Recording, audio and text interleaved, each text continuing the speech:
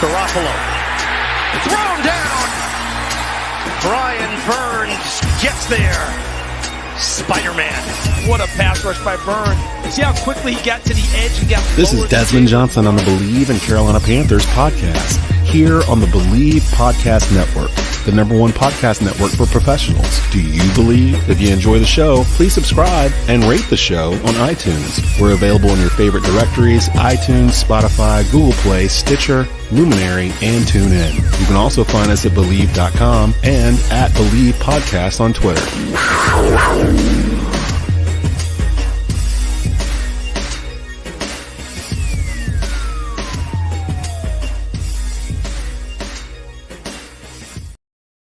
And welcome into another brand new edition of the Bleav and Carolina Panthers podcast, brought to you by the Bleav Podcast Network.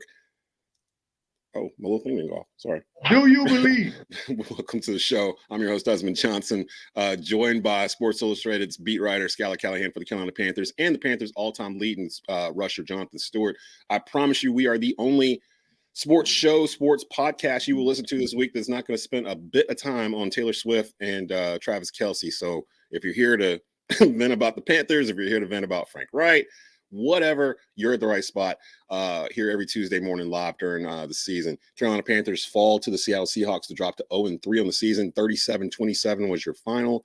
We'll get into the box score like we usually do around the top of the episode, and just kind of dissect what we saw, things we liked, things we didn't like, and what's to expect going forward. Week 4 versus Minnesota coming up here Sunday at home back at Bank of America Stadium. So the Panthers, they have got a chance to try to do something. Minnesota's winless also at 0-3. So one of these teams is going to be 0-4 at the end of Sunday of next week. So we'll discuss that as well. Of course, with us being 0-3, I assume that some of you guys that are out there watching the show are probably a little upset about what you're seeing. So lucky for you, this is the spot to come to be able to vent and get that kind of stuff off your chest. So it's a tell them why you're mad. I'm going to tell you why we mad, son. I'm going to tell you why we mad, son. Mad about something that happened during Sunday or just the season in general. Here's a spot to put it down. Just type it in underneath the video on youtube.com/@Tobacco Road Sports Radio or on the Tobacco Road Sports Radio Facebook watch page. Around the NFL this past week, some eye-opening scores and decisions in some of these contests. Of course, you knew we wasn't going to get past Miami dropping a What did Shannon Sharp say the other day? They dropped a 50-piece with 20 extra flats at no charge on these dudes. We're going to talk about this the 70-20 win over Denver, and all of us are going to talk about. We've all kind of played organized sports at some level. Some of us, like Stu, have played at the highest level. Some, like myself, have played at Mighty Might Pop Warner football back in 1986. What was the worst loss that we have experienced as a player? And how did that make us feel on the inside? So we're going to talk about that a little bit too. And then, of course, since we're on that tip, who's the worst team in the NFL? Like, we got a couple to choose from. I feel happy saying it's not us. We're not the worst team in the NFL. It's weird to use that as a medal right now going into week 4. It ain't us. We got some things we need to clean up, but we're not the worst. There's some teams out here that are really stinking it up, and we'll kind of nominate who we think that might be for the week. But, gentlemen, how's your weekend? It was fantastic. I know you have. Yo, my daughter had a soccer game on Saturday. And they tied.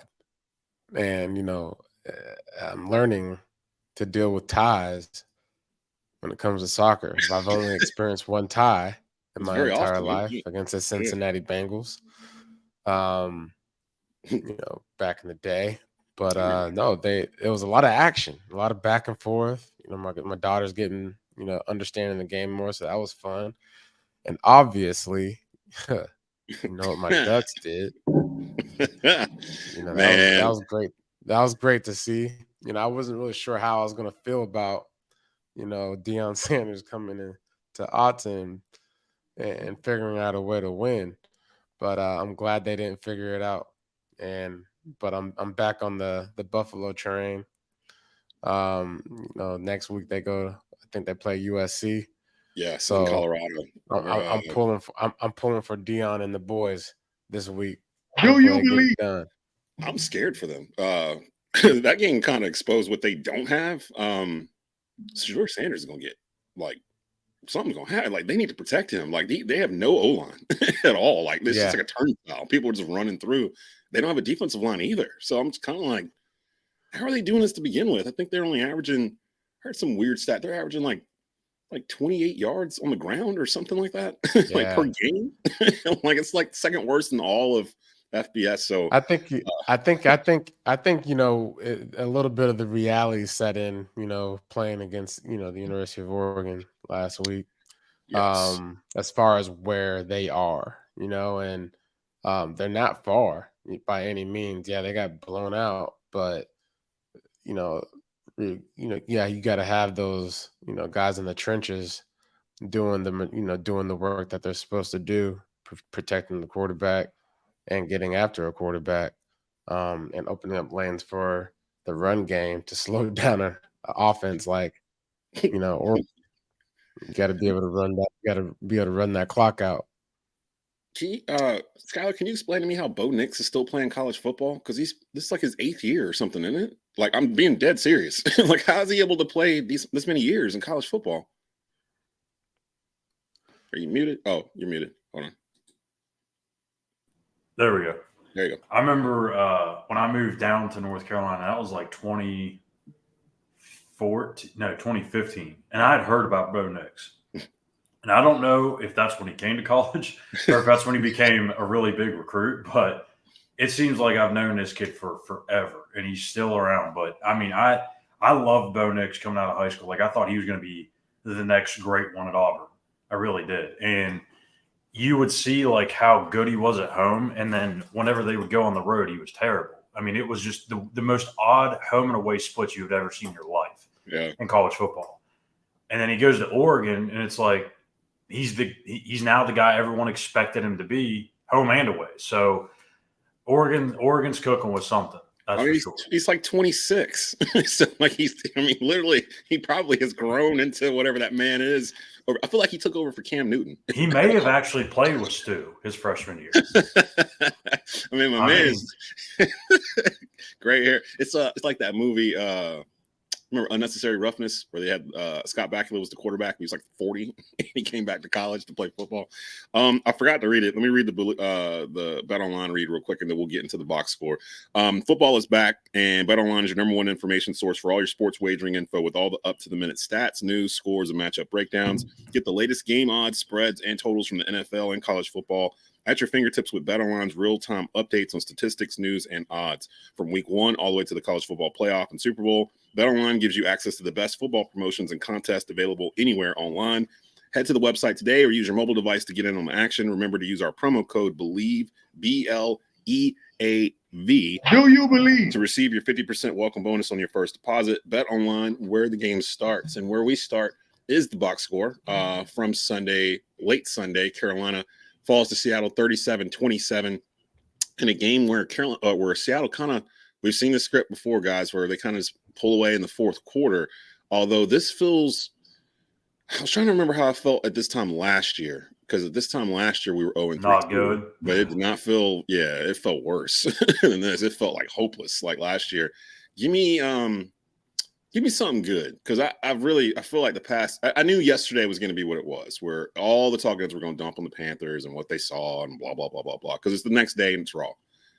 I want to, when we come in on Tuesday, we've had a day or two to sleep on it. Let's throw some positivity in this here. Things we saw. Stu, what's something positive you saw from the Panthers on Sunday that gives you hope that this season is not completely lost 3 weeks into the season? Yeah, man.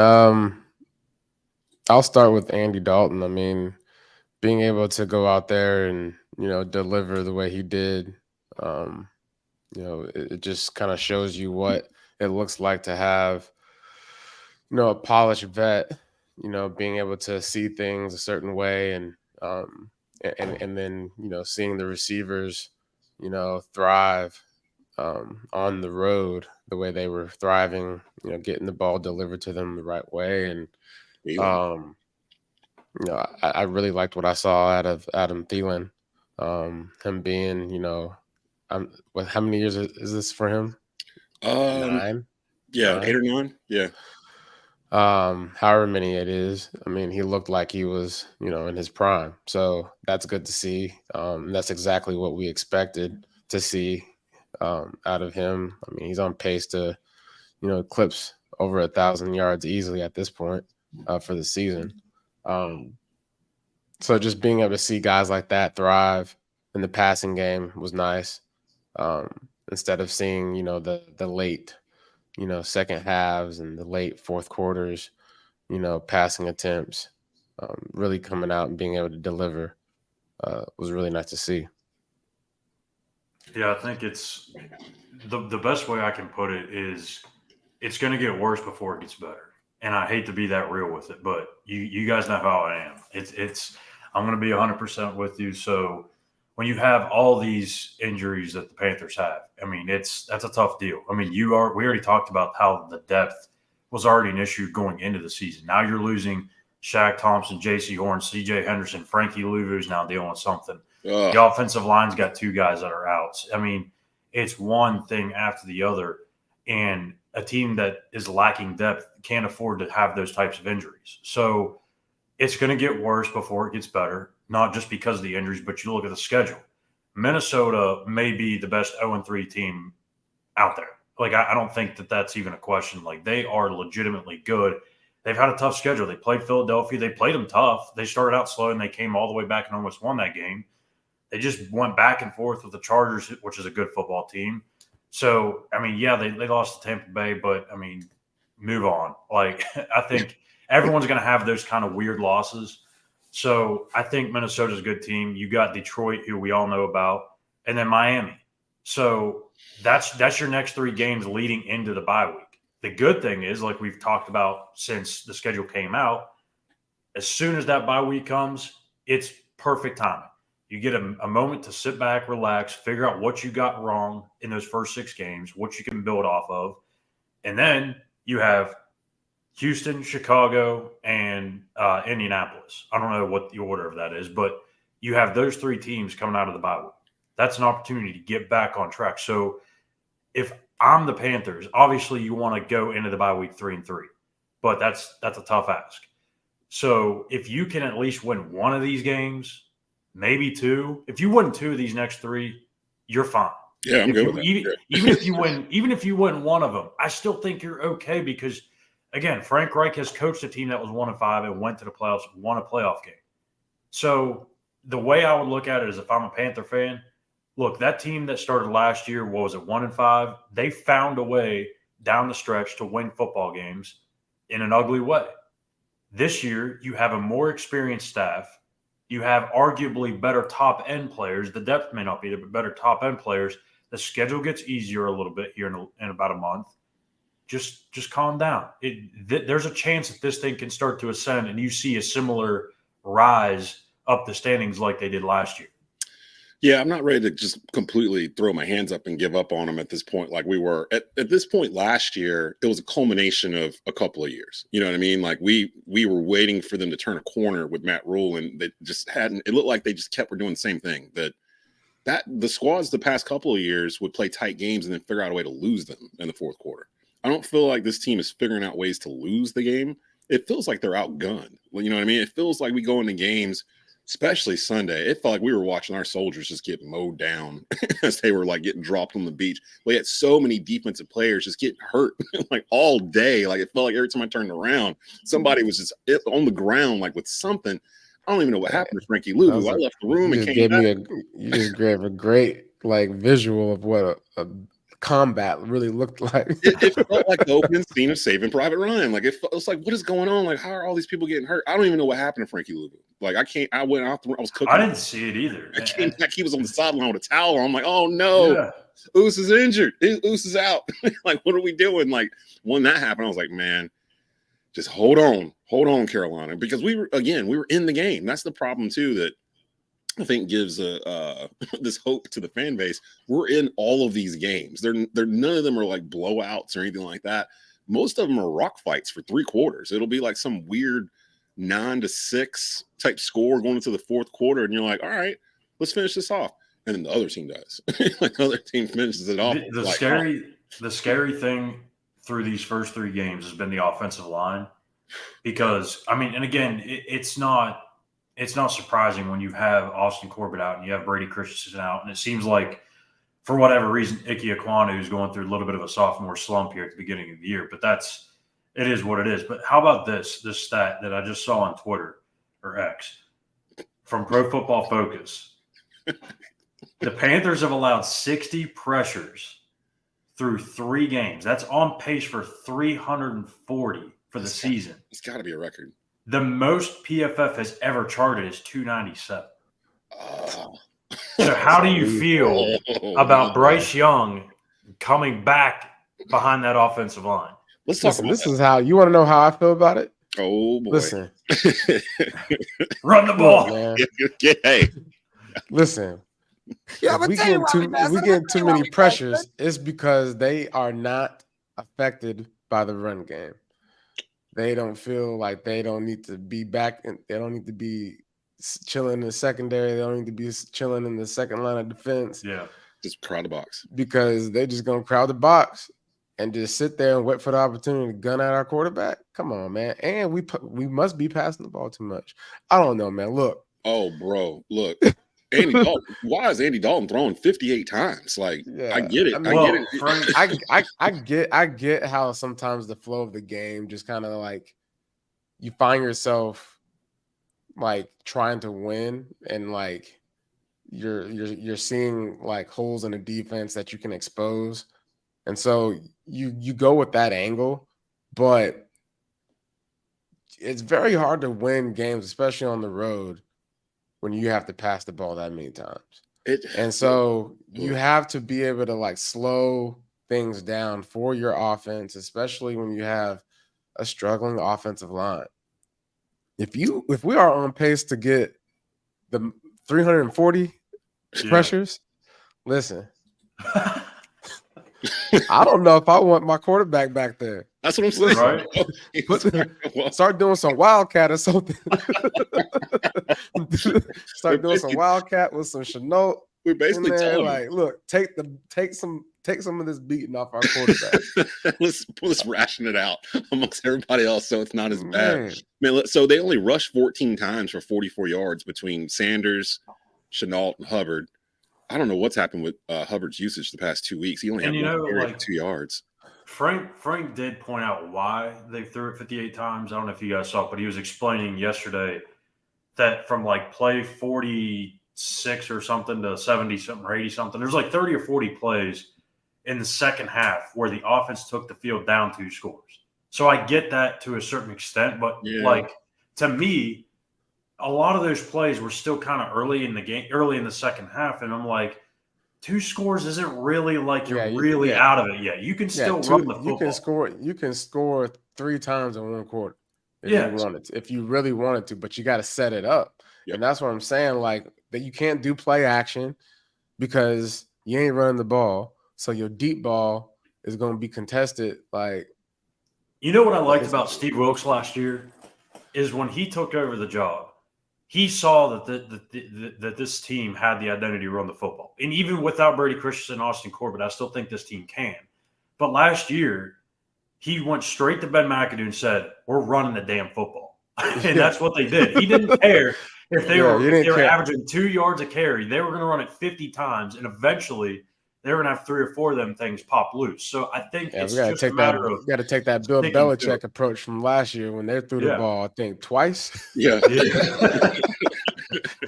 I mean, might as well. Like Mac Jones, I know you're my quarterback, and you want to be great. And Tom Brady was here before you, but you ain't throwing the ball today. But look at how that offense was a year ago when Rule was still the coach, and they were doing this spread, still kind of trying to throw the ball around. It wasn't working.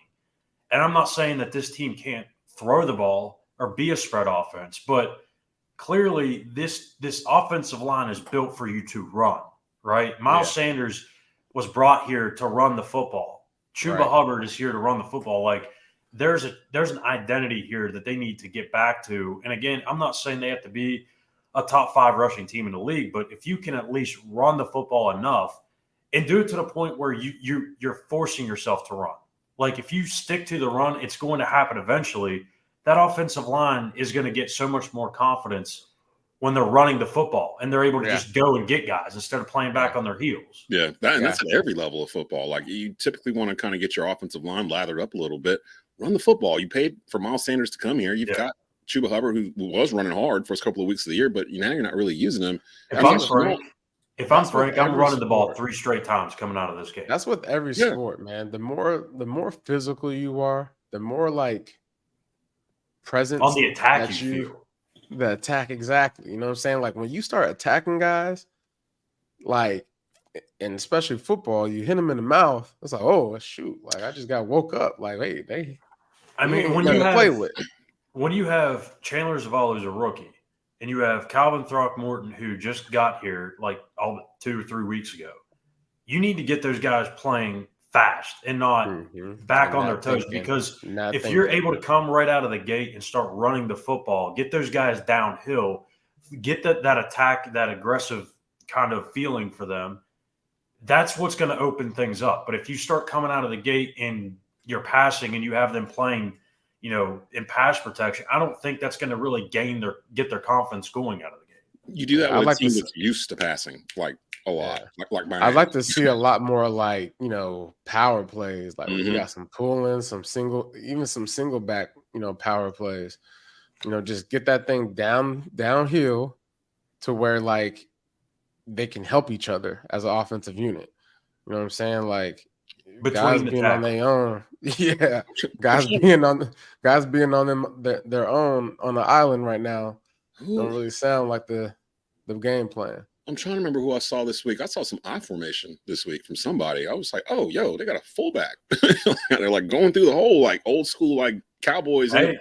Moose. Carolina did it last year with Caden Mays at times. And they need an identity. That's literally where we're at with this Panther team. Because again, after week 3, I still don't know exactly what they're trying. They're still finding themselves. For sure. But like, and that's part of this too, right? This discussion is, hey, it's the 3rd freaking game of the season. It's the 3rd freaking game of Frank Reich's like tenure as a head coach. So let's not go crazy here and like call it quits and start saying, hey, we don't have it, or what are we doing? Like, hey, it's 3 games. Fire Frank and we were in Seattle. So like that's not the easiest place to play, especially during this time of the year when you got that drizzling rain that's just going down nonstop. Like it just rained all day, like nonstop. And then the 12th man, I gotta give the 12th man props because we had 8 false start penalties. Let's talk about these penalties. Penalties also. God. I mean, we had 13? 13, I think 13 total. A lot of procedure penalties. And those are all momentum killers. I don't care what you're trying to do in a football game. You can have an all-pro football team playing who's the worst team in the NFL right now? Well, that was a question we were actually going to talk about today. Because there's some candidates. It's not us. We're not it. I don't think we're the worst. Cardinals the worst? They just beat the Cowboys. I was about to say the Cowboys. Oh yeah, I told you about them Cowboys. We're gonna get to that later.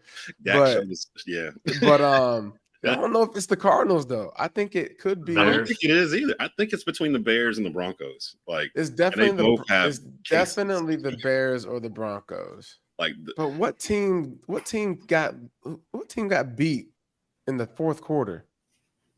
Who was? Oh, the Saints. Oh, right, yeah. They're not the worst. But the whole NFC South lost Sunday. Like all of us. Even so, I mean, on that note, they're not pulling further away from us. So I might say the Denver Broncos might be the sorriest team in NFL right now. You remember a couple weeks ago when just because I don't like the Denver Broncos. Remember when Sean Payton was clowning the dude that's at New York now? That was the head coach last year, Nathaniel Hackett. About how he did such a horrible coaching job and the defense was horrible last year. And Sean Payton's a jerk, man. Like, he comes out and this happens. I love it. It's the greatest thing ever. And it's not because he was a part of the Saints, but like, I've just never liked Sean Payton. Like, even before I came to Carolina and started covering the Panthers, like, I just never liked Sean Payton. I just thought he was a arrogant coach. I always thinks his crap don't stink and thinks he. And somebody, I can't remember who it was some radio show. I think it was actually in Denver. And the guy was like going off on Sean Payton, talking about how disrespectful he was to that reporter, which was also very true. You never do that. I don't care how ticked off you are as a coach. If the reporter is being cordial with you, which the guy was, you just literally asking a question. You don't go after the guy. That's his job. Oh, you're talking about the press conference at the end of this. Yeah. Oh, where he was basically asking the guy was trying to set up the question, and he knew what he was trying to do, and he was like, "What's the question? What's the question?" And the reporter's like, "I'm trying to ask you. I just answered that question." Like you gotta find. Let me tell you why we mad, son. Hot. You gotta find that video on Twitter about this guy in Denver on the radio. I don't know who it was. I don't even know where to begin to look, but he was going off, like yelling as loud as he could at Sean Payton, just telling him how much of a you-know-what he is and how he thinks he invented football. Like, it was hilarious. Is Russell Wilson done? You think he's done? Man, I told you he's been done. I said last year when the Broncos made that trade, everyone's like, oh, Russell Wilson's going to bring Denver a Super Bowl too. No. Russell Wilson just needs to go to another organization, man. I don't think that works because I'm starting to think all this was Pete Carroll. Like, if you really sit back and think about it, because think about his relationship in Seattle. There was rumors that the Seattle's been better off without Russ. That's the thing that no one wants to talk about. They are better without Russell Wilson. Yeah, I think so. But I don't know what happens to him. Because there's a lot of money tied up with Russ right now. But you know that if they could figure out a way to do something else besides Russell Wilson, they probably have done it by now. But I think Denver's there. Chicago, on the other hand, has a whole other set of problems going on. Like, they don't even look like they're playing football sometimes. Like, they're just their organization is real jacked up. Mm-hmm. I will say this: Russell Wilson went to the Denver Broncos, had a terrible coach last year. Right now, we just got them talking about Sean Payton and how he is as a coach. It might have worked when he was in New Orleans because that was the culture. Yeah. He was part of the culture there, and that's what made him who he was with Drew Brees. Now, going to Denver, I wouldn't necessarily say like, oh, that's an automatic upgrade because of what you just said, Schuyler, about, how he comes off, and he might comes off that way to certain players. And knowing who Russell Wilson is, I don't really see how that matches. Like a good marriage. It's not a good marriage there. It doesn't make sense. So, like, I feel like the struggles will continue because at the end of the day, players do play and coaches coach. But typically you have your QB1 and your head coach on the same page. And I feel like there's a lot of sparks that fly when they're around in a bad way. Or at least Peyton don't like him. Like, either Peyton don't like him and Wilson don't know. Am I making this up, or did at some point Sean say something about Russell and it's like kissing baby? Not like like he needs to stop spending time. Yeah, like babies. Listen to me. Let's talk about that. Head coach, you don't go out there and put that kind of business out there in your personal thought about someone's like private life. Like a personal shot. Yeah. Like you know what I'm saying? Like, you obviously got something going on that the organization needs to clear up real quick. If I'm the owner, I'm going to Sean Payton and say, hey, look at here, man. You know you're wrong. You know you're doing wrong. You're supposed to lead this. You're supposed to lead us to a Super Bowl, not to the dang USA Today. It's Walmart money. It's the Walmarts that own them now. So it's like they got long money. They can let this play out for a while if they want. They don't even care then. No, they probably don't even know what's going on. They probably even know that they're 0-3 right now and that they just got whopped for 70-20 or whatever. Is that us? Was that our team? Oh gosh, that's us. We're the ones that bought. Did we buy the Broncos? So they bought the Broncos for marketing. Yeah, and advertising from Walmart. They just wanted something in the closet. They just wanted an NFL franchise. So they just, went and scooped up one for $5 billion or whatever it was. And killing them for. So, Courtesy asked the question from the gallery. Do you guys think we jumped the gun a year too early on drafting a quarterback instead of building the roster for one more year? It's an interesting question. No. I think we can. That's what I was saying earlier. We started off 0-3, but this is also the very first 3 games of Frank Reich's coaching tenure here. Yeah, tenure here with the Panthers and with the coaching staff. So I mean, you want to be able to, link you is exactly what Coach Rivera did when he got to the Panthers, right? They drafted Cam Newton. And so Cam Newton and Ron Rivera went off and did their thing. That's kind of what you hope to do with getting a quarterback in a head coach's first year, being able to build together and grow together with your leader, your QB1. So no, I don't think they made a mistake by drafting a quarterback early. I've had this thought kind of leak into my head the past couple of weeks because I've always said that I love Ron Rivera. He's probably my favorite coach in Panthers franchise history. I kind of wish that Tepper had just let Rivera rebuild the roster post Cam Newton instead of doing what we're doing now, which is trying to figure out how do we find a guy like Ron Rivera? Because that's pretty much what we're doing. Well, we're trying to find a guy that can lead men pretty much. And, Rivera understood the franchise. He understood the history. He was a part of the history. We had the most success in franchise history with Ron Rivera. And I was going back thinking at the end of Ron Rivera's term, he basically just ran out of quarterbacks. Like Cam was hurt. He had Taylor Heineke and what was the other kid's name that we had that was like the third string quarterback? Because we ran through a bunch of quarterbacks in, what was it, 2019, I think it was, Rivera's last year. And then Rivera got let go in the middle of the season. And everyone was like, well, Tepper wants his own guy. Tepper wants his own guy. Sometimes the guy that's already there is the best guy for the position. That's why he's there, and I feel like we kind of maybe latched on too quickly to something new because we remember the days where we were mad that Rivera was winning 7 games, 9 games, whatever in the season. And like the fan base was livid about it. They would take that in a second today. They would take that right now. They'll take that 6-9-1 real quick, wouldn't they? Still going in the playoff. Still gonna win a playoff game. We're still gonna talk our junk. It's just I don't know. I'm just thinking about that. And shout out to Ron in DC. The Commanders are 2-1. So didn't play well Sunday. Forgot who it was. They lost 37-3. Who Bills, I think. Bills. The Bills are interesting too. Bills Dolphins coming up soon. I think that's this week coming up. So that'll be interesting as well. Kyle Allen was the guy I was thinking of. So we just ran through quarterbacks for Rivera right at the very end. And that always brings up my biggest Panther what if of all time.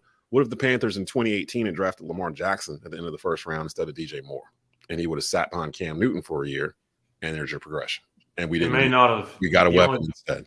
The only thing with that is the offensive line, if I remember, wasn't the greatest. They could have built on that.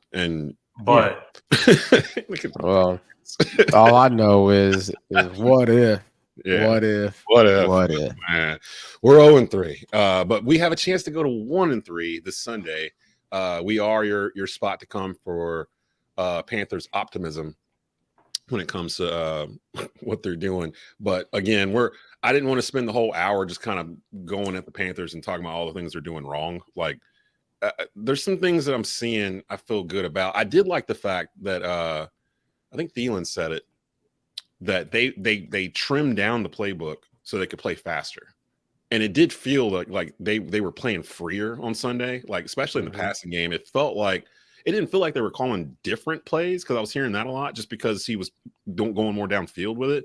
My understanding is that Dalton asked for a couple specific plays to be in the playbook for him this week, but Reich was like, this is the same stuff we've been calling. Like, it's the same playbook. Literally, it's just a different guy behind the wheel seeing it differently than the guy that was there before. So, I feel like one of the things I saw out of Andy Dalton was he had great anticipation. And I think that's really the difference in a guy that's been playing that position for a while. Yeah. Is being able to anticipate things, opening up in their progression.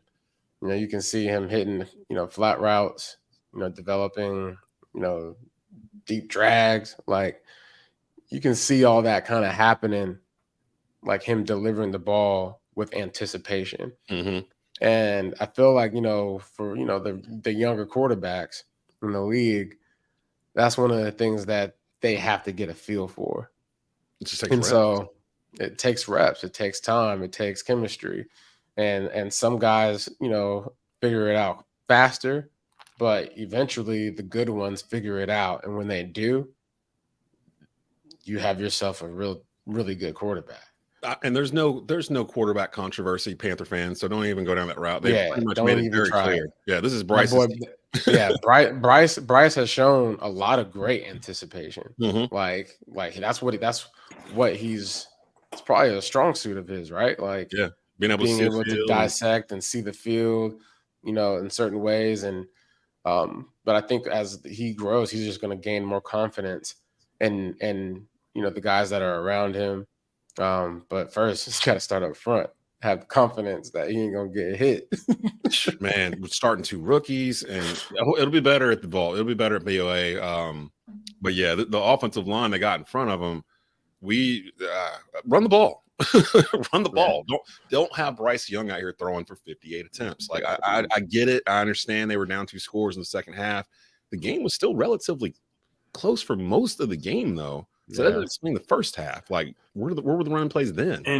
And that's, again, the one problem I ID right from the get-go with this roster is, like, you've got to have a power back. And I'm not saying Miles and Chuba can't be that, but they're not an in-between the tackles just hammered down your throat like D'Onta Foreman was. So, like, you've got to have that in this offense. You have to. That's a flaw in the because one of the cool things is last year, D'Onta Foreman, when you saw him getting to the second level, it's because guys were loaded in the box. Me personally, as a running back, I pray for the moments where there's loaded up in the. I want 10 in the box because that means if I find one little seam, all I got is like 1 or 2 people to beat. And nobody wanted to tackle. Nobody wanted to tackle D'Onta Foreman. No, they didn't. Especially the Colbert got. Yeah, nobody wants that. Nobody wants to go home bruised up because they over there throwing elbows at people, man. I think it was a healthy scratch again Sunday. Like it's weird.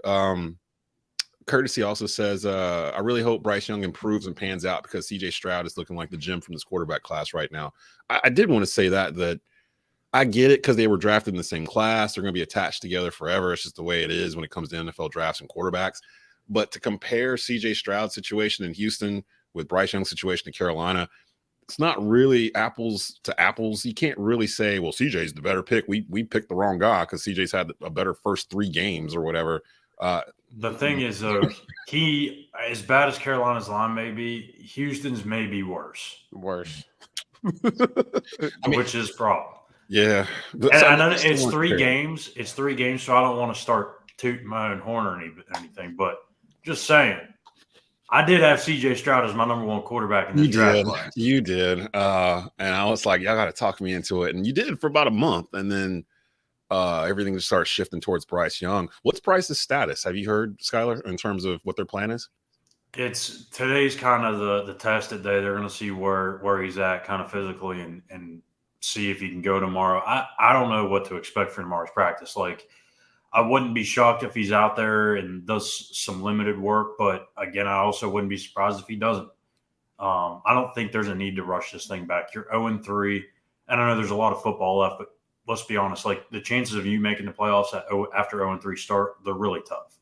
So I'd play it safe. And with the offensive line play, there's no reason to rush him back. Yeah, that's what I'm kind of like. Let Andy go back out there. Sorry, Andy. All right, I don't know why you were here.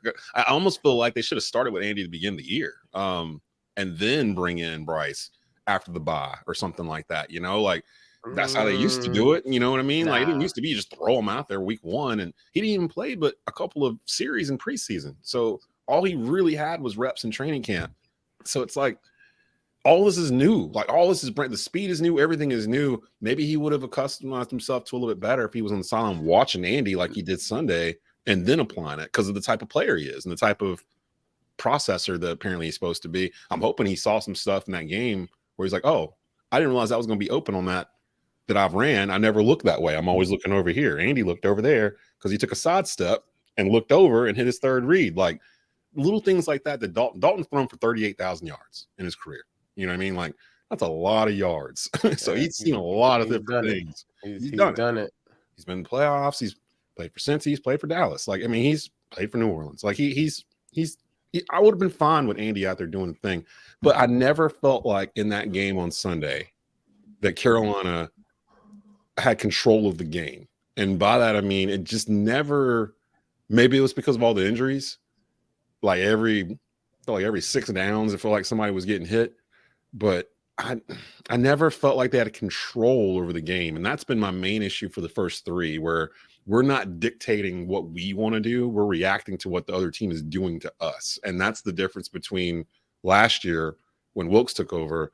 We changed that over to, you're going to react to what we do. It may work, it may not work, but we're telling you this is what we're going to do, and you have to stop it. And we're not there. We don't have that. Now, I don't know if that's because we don't have, again, the soldiers. I was trying to pull up, I had a thing that kind of ran through just everybody that got hurt on Sunday. Like, it was so many names. The list of people who didn't get hurt may be shorter. Yeah, it might be even shorter. And then this too, and Schuyler, you'll appreciate this because you've been with me. This is year 3. I think you've been with me now. I've been with Bleav for 4 years. I started in 2020. One of the first hosts. The Panthers records to start the season the last couple of years. Starting in 2020, when I started doing this show with Tyrone Poole, they started off 1-2. 2021, remember that? Good time. Started 3-0, beat Dallas, primetime. Sam Darnold was the new Troy Aikman. Yeah, I was calling him the new Troy Aikman. Fell apart immediately after. And just went People were talking about trading cards and all that kind of stuff right there. 2022 last year, they started 1-2. And then 2023 this year, 0-3. So in my tenure with Bleav, I have not made it through the first 3 games of the year, except for that weird 2021 season when we were all coming back from COVID. And I don't even think there was people in the stands in 2021 when that was. There was, yeah. I think we started bringing people back in. So I say all that to say I don't want to get used to this. I don't want to get used to expecting them to my record. Slow. I actually dug this info up the other day because I was interested in it. And I was like, I feel like since I've taken over the Panthers page at SI, like I feel like I've not had a very good record at all. And I knew that obviously, but I wanted to see what it was. Yeah. I'm pretty sure it was like 17-35 or 17-36. I'm like, I posted something like that. Yeah. Since they let Ron Rivera go, the Panthers are 17-41 or something like that since they fired Ron Rivera. That ain't a good stat. No. And then Josh Klein, who's a Panther personality in Charlotte, does a number of things content creator wise. He had posted this too. Last thing I'm trying to do is make excuses, but it's tough to win when you're down. You're starting quarterback, your number 2 wide receiver, you're starting right guard, you're starting left guard, your number 1 linebacker, your number 2 linebacker, your 3rd defensive end, your number 1 cornerback, your 3rd string corner or your 3rd cornerback, and you're starting full safety. That's literally, what did I just know? Like 10 starters, literally, that we don't have on a team that has already no depth. With no depth to begin with. So we're literally playing 3rd, 4th string dudes right now. Yeah, we in development mode right now. Hey, and this is no disrespect at all. But when you got this is just more of a funny thing. When you got a guy named DiCaprio Boodle on your team. What? Who's that? I don't even know. Yeah. The cornerback, they elevated from the practice squad. Say this. That's how you know. DiCaprio Boodle. Leonardo DiCaprio? DiCaprio Boodle. Yep, DiCaprio Boodle. Where did he play? Where did you know anything about him? He started, he came as an undrafted free agent with the Chiefs. Played 2 years with them sparingly. Very, very sparingly. But he sat around and watched how Mahomes ate cereal for 2 years. So that had to something, maybe, right? Just Boodle to the rest. Maybe he's a process Boodle. Team Boodle. I'm gonna keep an eye on this because no disrespect to DiCaprio. We like you, but it was just funny that we had to bring that name up when people have no idea who DiCaprio Boodle is. Yeah, man, he's on the roster. I don't even know DiCaprio Boodle. I like the name though, so we'll keep an eye on it. Mattson Adams says we got to get back to being physical at the line of scrimmage and run the ball. We do agree with that. Let's talk about this real quick because we want to go around the NFL. Miami. Let's just how does and you know what? Look, Miami will frame this as we go into it, but I mentioned this at the beginning of the show. All of us have played some sort of organized sports in our lifetime. Some of us at a professional level, like Stu. Schuyler, you played college ball, right? you play college ball and you played in high school. Yeah. And I played Pop Warner when I was 8. So, but I got a little trophy out of it. So, what was the worst loss you can remember in your playing career at any level? Like anything like, I ain't saying you got to bring up the time somebody dropped 70 on you in a football game. Hopefully that didn't happen to you as a young child, because at that point, whoever that grown man is that's coaching those little kids is running up the score for some reason. Like he don't like the other coach or whatever. But if you've scored 70 points in a Pop Warner game on somebody, there was something personal going on. Stu, you've got more experience than any of us. I have no idea what you're about to say. Do you have anything like that in your career? Is there a loss you can remember where you just like, dang, we just got boat race? Like, what happened? what yeah. It wasn't I do. I know I have a Carolina one. Oh.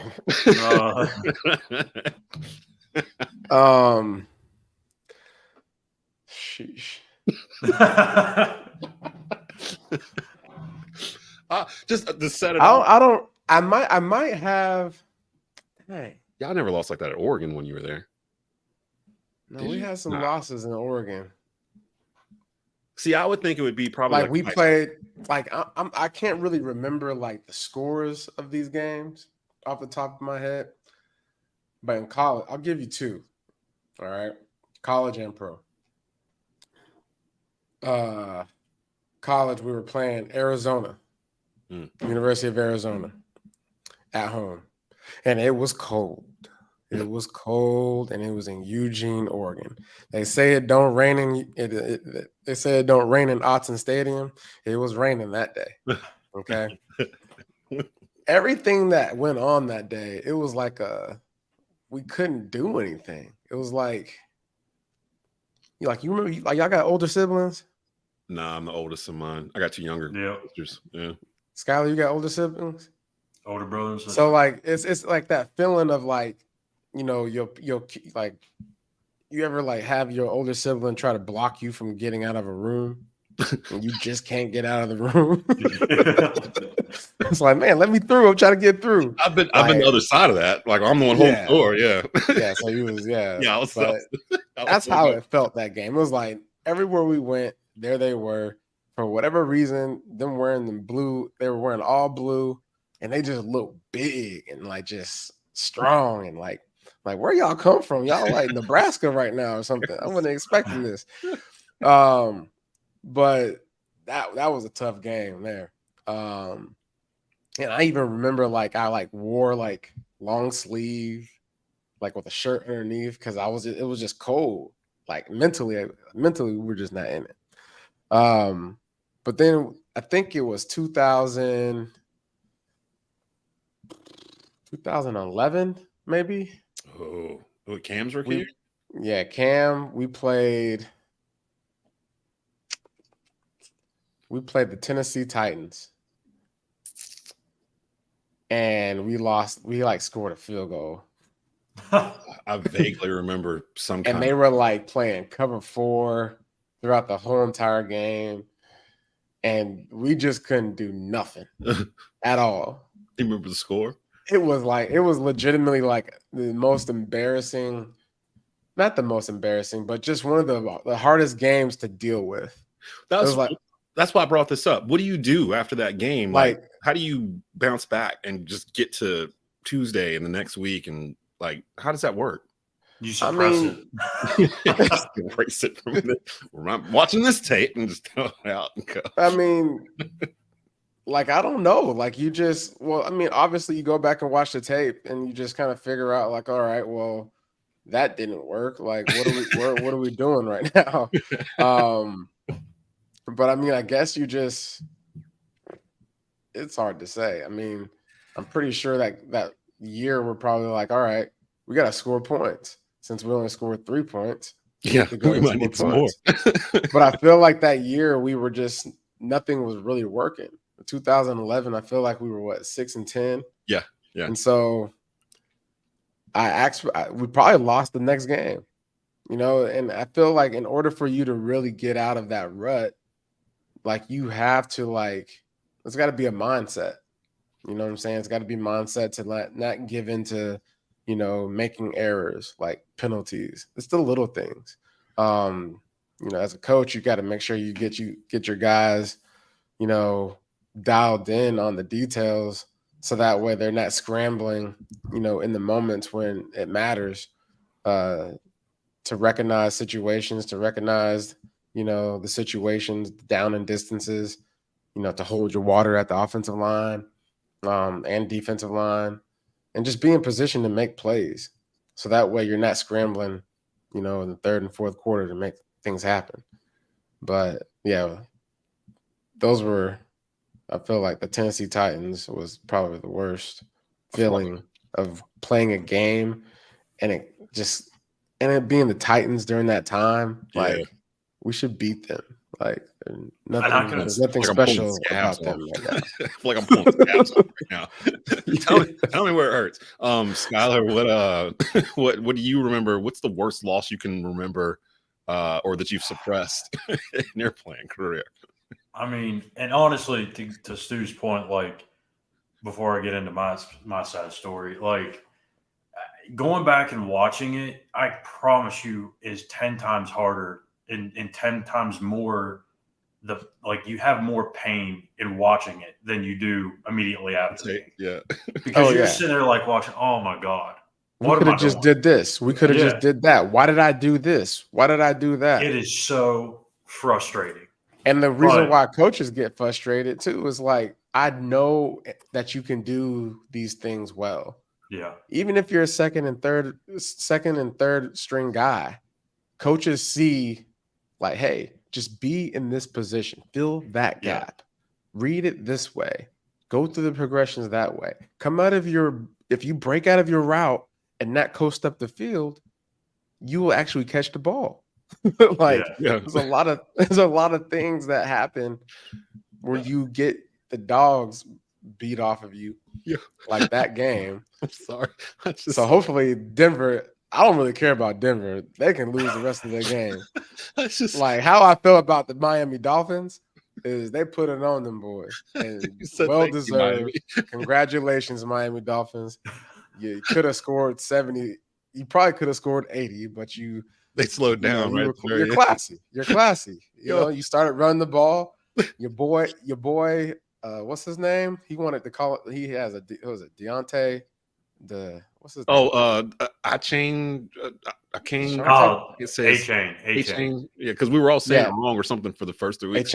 It's not A-Chain though. It's A-Chan or something like that. It's spelled like that, but he corrected everybody at the end of this one after he scored like 3 touchdowns or whatever. It's like, yeah, going forward, my man rushed for 200 yards for 4 touchdowns. Listen, video game. That was trying to run the ball. That was just trying to run the clock out. Dude, they had third string dudes in there. The dude was the quarterback for the Jets last year. Wasn't it Mike White? Wasn't he in there at the end?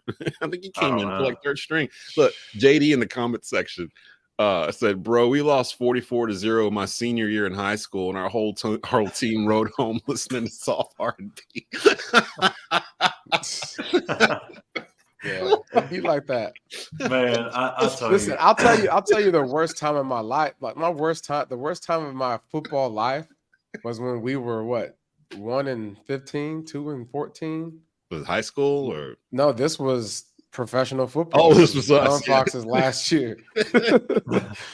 Listen, that was the most depressed moment in my life. That was 2010. But you know that movie 7 Pounds. Will Smith joint, yeah. Man, I remember going home and watching that movie, and I had like my curtains closed. Like I'll forever remember this like moment. And we had just lost to the Cleveland Browns, and I'm like, dang, like I'm watching 7 Pounds crying. Like it's like week 7. I'm like, man, where am I? Do I like football right now? This much to be where I'm at? Like, I can't keep losing like this. That's the dude. The dude from Denver said that in his locker. I can't remember his name, but he was just like, man, I've been here for 7 years, and all we've done is lose. In Denver, that's all we've done is just been losing. I mean, how does it feel? Yeah. What's the I see the there's a meme that's out all the time where some dude is like, man, we used to put Young Jeezy put on for my city on every day right before we go out and play football, and then we go out and get embarrassed and lose by 55 by whoever came in and beat us in our home stadium. Man, Schuyler, go ahead and tell us about your win loss. I was hoping we'd forget about it, but I was fortunate to be on some pretty good football teams early in my career. The later it got, it wasn't so great, but at that point we were just so used to losing, it wasn't embarrassing. I would say probably my worst experience was in my baseball career. I had a phenomenal senior season and was just cruising along. We get to like playoffs and everything, and it's first round playoffs, right? We have home field advantage, best of 3. We're expected to sweep this team and move on. I start game 1 against Morgantown High School, and we're expected to just move right through this team. And my first game down there, they have this terrible field, right? Like I shouldn't say terrible field. Nice field, terrible pitcher's mound. It was so bad to like where you landed as a pitcher, they kind of created a divot. And you just, every time you landed, you felt like you're going to roll your ankle. And I just didn't pitch well that game. And I didn't pitch bad, but we couldn't hit, and we got down 1-0 in the series. We bounced back the next game, tied it up. I was on 3 days rest, and they're like, we don't know who we're going to pitch. And I was like, just give it to me. Like I had killed this team throughout my entire high school career. Had always had their number. I love the I was like, I love the setup.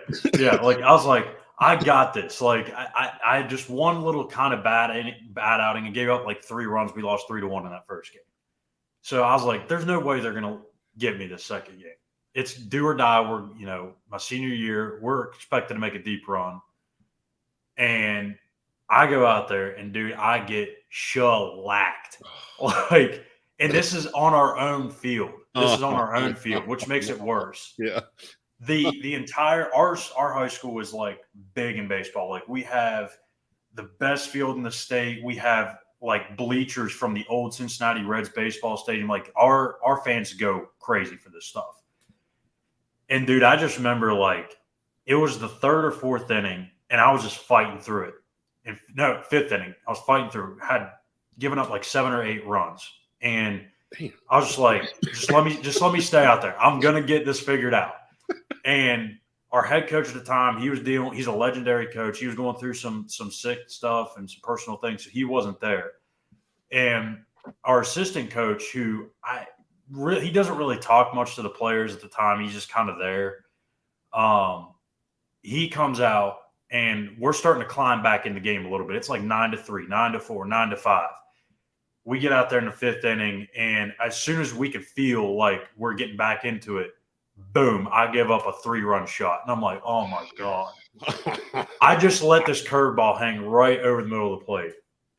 And I see him start to walk out. And I know this is my last time ever pitching there, ever pitching with my dudes. And it just hits. That is the hardest 30 seconds of my life, knowing that this is the last time I'm ever pitching for this team, ever pitching for my teammates. And I can just see that walk. And, dude, I just started bawling my eyes out. Like, I could help. And I'm not emotional. I'm usually not emotional like that. And I started bawling my eyes out. He comes out to me. Again, this is not an emotional guy whatsoever. He comes out, puts his arm around me, and gives me this huge bear hug. And I'm like, oh, my God, now I'm really losing it, because he never shows emotion. I can see all of this. It's like cinematic. Like it is, dude. Man. And like the entire infield was around me, because like they know how much it meant to me. Like I had said, we were going to the state championship that year and everything, and they were just all giving me hugs and stuff as I walked off, and I just went like this and just walked off the field, dude. It was the most heart-wrenching thing I've ever gone through. And one of my friends, Jarek, his dad, he came over when I got to the dugout. He came over from the bleachers, sat beside me, put his arm around me, and just hugged me the whole way. And I was just like, I never felt that much emotion in my life, because not only was I embarrassed that we lost the way we did and the way that I pitched, but I was just so mad, because I was like, we are better than this team. We are better than them. And it's the most heart-wrenching thing. My alma mater just went through this in high school. I was telling you last year, my alma mater, East Forsyth here in North Carolina, their baseball team was nationally ranked through the regular season, and I was calling those games, and they ran across a conference foe and the conference championship. That they just, for some reason, they had this kid that had a pitch, they just could not hit it, and like they just literally, you just watch this team fall apart. Like the very end of the season, they were like 24-1 or something like that, and at the very end, they lose this same conference foe twice because they hosted the second round of the state playoffs, and they had home field throughout. They were the number 1 seed like throughout, and they lose to that same team again, to that same kid again. And at that point, the other team realized that they couldn't hit them, so like they're over there talking junk, and like, you know what I mean, like they're really like getting in it. You just see these kids' faces, and you're just like, damn, I just followed this team for a whole year, like a whole season, and watched them get to the highest of highs. And for them to not even get to the point where they goes like that, it's just gone, just like that. The football team went through it. They were ranked high last year. I called those games, so I can see it through those kids. Like they worked so hard to get to a certain point, and then that happens. For me personally, I don't have the same. I didn't play organized sports in high school or college, anything like that. I was out partying and you know, chasing girls, and like I didn't have enough athletic ability to do that. But I do remember. Say what? For context, real quick, to wrap up mine, the previous game that I pitched against that team, pitched a complete game, 1 hitter, struck out 15 guys. Damn. Team. That just tells you how much better we were than that team. And then I just get shellacked. And baseball, man. Baseball. It is, man. Like it is. And I think what makes it so much more, and I don't know, maybe Stu, you can maybe talk to this. I don't really know. But for me, I felt more attachment to my teammates in high school and my passion for trying to win for those guys, probably a little bit more so than college, because in high school you grow up with these kids, right? You're playing with these same kids throughout your whole life, and this is the last time you're playing with them. College, you kind of all come together for 4 or 5 years, but these dudes I played with in high school, like I've been playing with them since T-ball. And we had dreamt about this moment, and this was our last chance. Yeah, that ends right there. Yeah. Like there's a bookmark right there at the very end. That's the crushing thing with doing high school sports for me. Like when these seasons end, they end. Like they're in a bunch of winners. You sharing that story, Schuyler, actually I was actually sitting here going through my brain, like, my last year playing high school football. The last 2 years, we made it to the playoffs, and we lost both times to Bellevue, who was ranked nationally, right? And so they beat De La Salle, who was highly touted at the time. Yeah, still are. And so we lost to them twice. But my senior year, sorry if you hear the weed whacker in the background. They're at your place this week. Yeah, getting all over the place. Yeah, but like, when you lose a high school game, I had the best, I still have the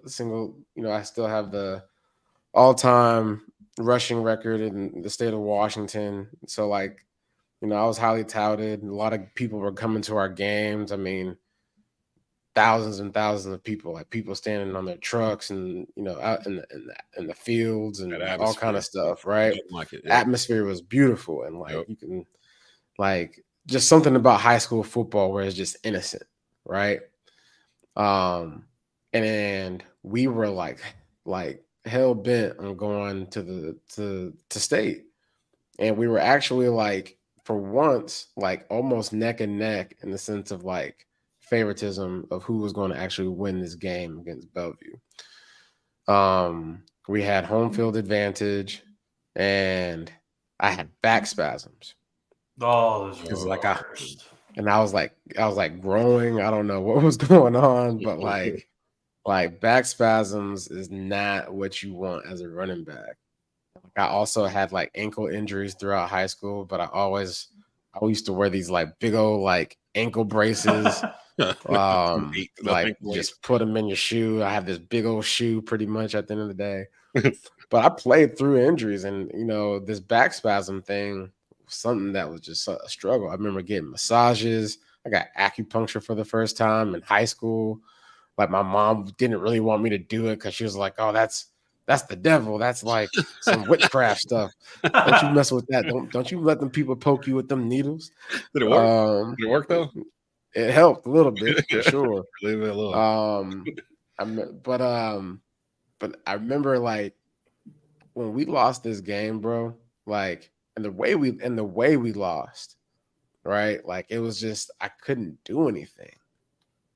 And the first time we lost to them in playoffs was junior year. It hit probably different because I still had one more year, right? And I was watching cats that were literally playing football for the last time, and like at a height in playoffs where their expectations were to continue to play. This was their last time playing. And I was like, and I felt like I let them down, right? Because one of the plays in the game, I broke, outside run, like 60 yards, touchdown. And I dove in the end zone, right? Because I was being chased. The referee called it back because I dove in the end zone, right? Because it was unsportsmanlike, quote unquote. Which, by the way, the fans were sending death threats, all kind of stuff to these referees, bro. It was bad. But the following year, it hurt in a different tone because this was my last time playing with my guys, the guys that I grew up with, the guys that, from, 7th grade, high school, playing football with, hitting the streets with, throwing the ball in the parking lot. We've all got our license, drive to the Safeway parking lot, the grocery store. We sitting in the parking lot, throwing in the middle of the night, like running hills in the summertime, like getting guys to do certain things rather than going out and partying. And we are trying to like accomplish a goal. Hey, remember, we're trying to go to, state next year. Like that mentality. And then you lose and it's over. It's not over for me, but it's over for my guys. That's what I was going to say. Some of those dudes. That's a real sad feeling knowing that these guys have given their all to something that's so innocent. Like we're not getting paid for this. It's pure. Like it's so pure. That's pure. why I love it so much. So pure. Yeah. And you mentioned that, and I was going to say that too, because for some of those dudes, that was their last football game. Like period. Like they're not going to play again. Like so, it's a sense of finality there. The championship too. Like at least for me, I'm sure Stu probably felt like this too. Like when you go into that last year as your senior year, and you have a pretty decent team, you're like, yeah, we're going to win the championship. Like we're going to win the state championship. There's no doubt. And then you almost feel like you have it locked up, and then until the moment when it doesn't happen, you're like, it's so hard. Like I don't even know what to do. Yeah, like that was the darkest time in my life. Like at least up until that point, and I was just like, I don't know what to do because like even though I knew I was going on to play college, like Stu said, I had guys on my team that desperately wanted to play at the next level. Probably should have got a chance, but we're from West Virginia. Like we get overlooked. So there's some kids that weren't going to get that opportunity. And I knew there was one kid on my team in particular, I won't single him out, but probably should have played at college ball somewhere, even the lowest level, should have had a chance. Never got looked at. Really good player, loved the game, and just that was his last game. And the look that was on his face at the end of the game, like, dude, that's a hard image to get out of your head. And I haven't said all that. We brought all this up. I feel like I kind of brought everybody's Tuesday down by it's like the whole mood just went in your butt because of the Bears and the Broncos. We were trying to figure out which one was the worst team. We're going to find out because they play each other. They play each other. Broncos. Who would you pick? Broncos are the worst team. I'm going to tell you who's a candidate. I'm going to tell you who's an unlikely candidate for the worst team. Dallas Cowboys. Nah, I don't care what nobody's got to say. Listen, only reason why the Dallas Cowboys be winning is they got to have at least 3 takeaways. And with Diggs gone, that's gonna be a problem now. Yeah, they ain't gonna have no takeaways. So they beat the Jets because the Jets threw 3 interceptions. Zach Wilson. Okay, that's the reason why. They're gonna have a moment with this and figure that out. They're not gonna be able to win it unless they get turnovers. That's the only way they're going to win games. And the reason why I say they're a candidate for the worst team is because the expectations of them being good outweigh the Broncos, And who else? The Bears. The Bears. Yeah. Right? The expectations of the Cowboys are to be good, but they not. No. Like my daughter says, Nora, no, dada, no. No. Are the Cowboys good? No, dada. No. Dada, no. They're not good. No. It's Dak, man. All done. Dak. All done, dada. All done. All done, dada. It's like Dak is this way, then he's that way. Like, it's just can't figure it out. We'll end it right there because we ran a little over with the therapy. I'm glad I do have to mention it real quick, though. I don't know if you guys have seen it, but there's this hilarious video. I don't know if it's on Instagram or Twitter, but it's this how the NFL is like full of Kirk Cousins.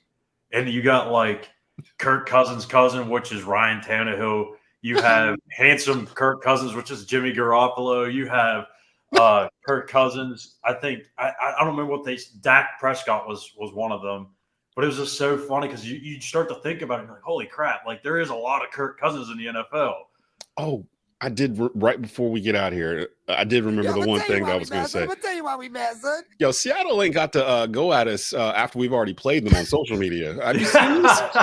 They've been unloading the clip on us. Like, have you seen the video of them stacking all the false starts together? It's like 12 of them, and they just put them all one by one behind each other. And there's another one out there, too. Of the running back, something. I was looking at this. I'm like, today is Tuesday. Like, somebody, I don't know where I saw it either, but somebody sent me a thing, and it was like F it Panthers highlights, and it was just false start, and you see Icky going like this. Man, dude, why are they still taking shots? The game is over. We're dead already. He's already dead. Like, let us go. Don't kick a man while he's already dead. Poking us with the stick. Nah, man. the Panthers got to take their medicine. Take the medicine, eat it up, and then heal. Healing needs to take form. That was a short, tough week. Monday night football. Yes. Into Sunday. Cross country. Matson says you guys are going to have me calling Dr. Phil with all these sad stories and whatnot. Hey, at least we took your mind off the Panthers for an hour. We just took you to another darker place. Could be the Denver Broncos today. That's right. You could be like, my team gave up 70 points. Hey, we might be here in a couple weeks. Wait, we got to see Miami a little bit. We ain't got no cornerbacks, so I don't know how this is going to play out. But Caprio Boodle coming in. Caprio Boodle make the stop. Some Boodle time. Boodle time. Prevent defense. We're going to get it out of here. Presented by Bet Online. You've been watching and listening to the Bleav in Panthers podcast here on Bleav Podcast Networks. We'll be back next week, hopefully celebrating a Victory Tuesday. I feel like I say this at the end of every episode as they take on the winless 0-3 Minnesota Vikings. Someone is going to get a win on Sunday. Justin Jefferson will have only 2 catches for 30 yards. Justin Jefferson. I totally forgot they got to deal with Justin That's Jefferson. My bold prediction. I'll take that bet. We'll find out. It's been the Bleav Panthers podcast. We'll see y'all next week.